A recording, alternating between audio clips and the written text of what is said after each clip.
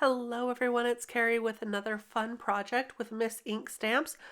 Today I'm using this Jungle Ruins background stamp. It is awesome for building scenes, and I have actually cut out two of them, or stamped out two of them, because I'm going to use one to cut out some of these elements and pop them up onto our background.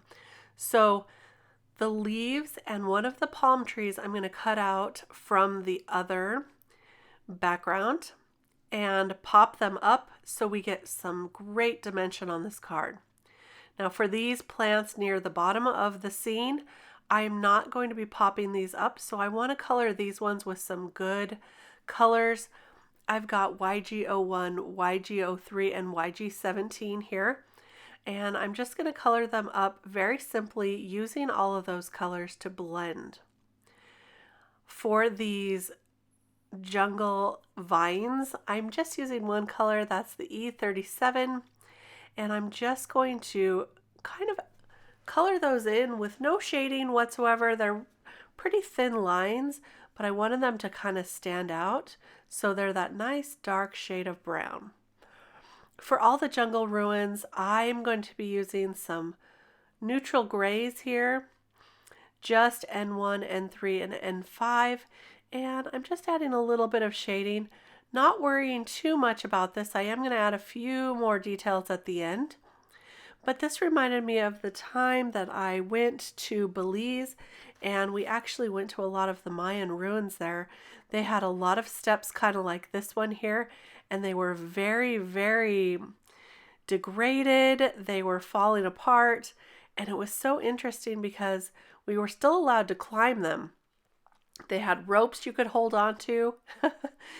And anyway, we had a great time. I went with my family, my sisters, and my dad, and we were able to climb some of those and look at some of the ruins and study some of those interesting signs that there were there. So this kind of reminded me of that, which is why I wanted to color them up in grays.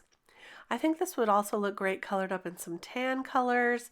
You could vary them. You could actually make this a very bright background with lots of different colors.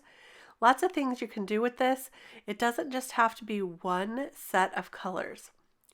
For the monkeys, I'm coloring them up real simply with E30 colors, and these are just going to be one color with a lighter color on their face.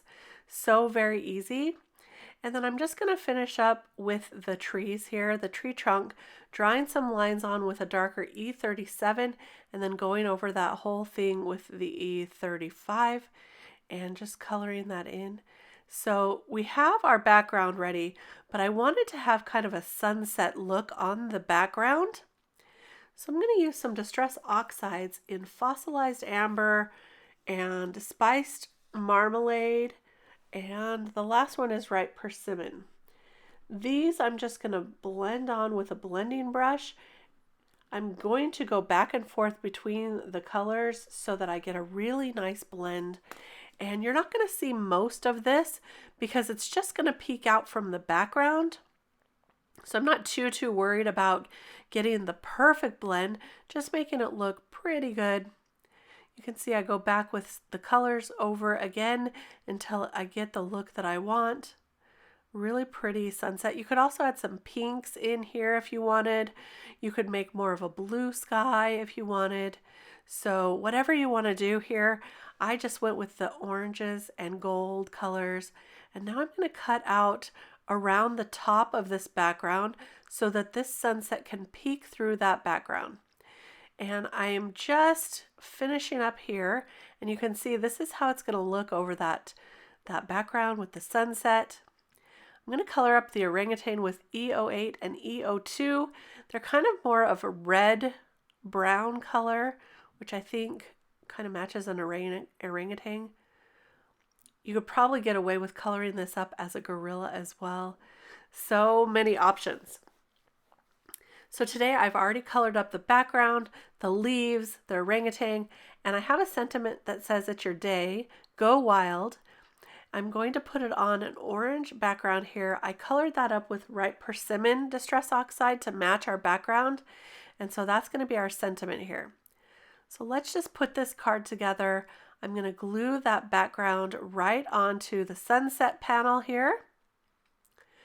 Just gluing that straight down with some liquid adhesive. And then I'm going to pop up the leaves right on top using some foam tape. So I'll pull off the backings there and just add that to the top. It's going to give it some really interesting, great dimension. I'll also do the same thing with that palm tree on the left.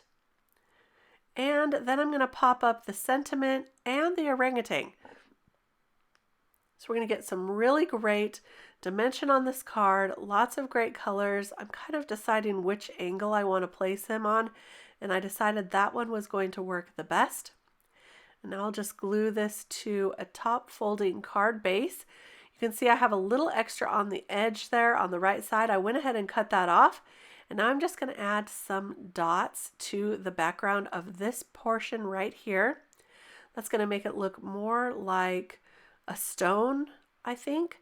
So adding that N3 and then blending it all out with the N1 to make it a little bit softer, but still kind of interesting. Now you could also color up in between those spots where it's kind of white still. You could color that in with some oranges and yellows to match the background, or you could cut them out with an X-Acto knife. I decided there was a lot going on in this card, so it really didn't bother me to leave that portion. And here is our card. Look at all that dimension with the leaves and the palm tree, the sentiment and the orangutan. I think this is a really fun set. I'll link all the products below so you can go take a look if you're interested. Thanks for stopping by. I hope you enjoyed this video. Please give me a thumbs up if you did, and I'll be back real soon with much more card making inspiration. See you then. Bye-bye.